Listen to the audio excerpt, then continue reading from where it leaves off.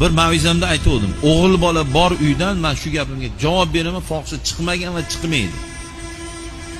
Fohisha chiqdimi, o'sha oilada erkak yo'q. O'g'il bola yo'q.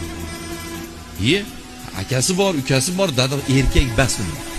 Erkak emas, o'g'il bola emas u. O'g'il bola bor uydan yana qaytib aytaman, fohisha chiqmagan va chiqmaydi. Nimaga o'sha davrda fohishalar oz bo'lgan? Men o 1200 yil avvalda aytmayapmanmi? 50 yil, 60 yil, 70 yil, 80 yil orqani qaytib aytyapmanmi?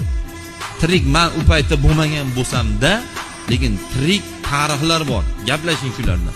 80 ga 90 ga kirgan onaxon otaxonlar bilan gaplashing. Otaxonlardan so'rang, ayollardan so'rab bo'lmaydi bu temani.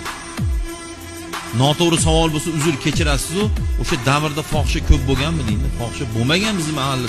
Bu atrofda bo'lmagan deydi. O'yinga tushadigan bolalar bo'lganmi deb so'raydi. Mana 101 ga kirdilar bu yil.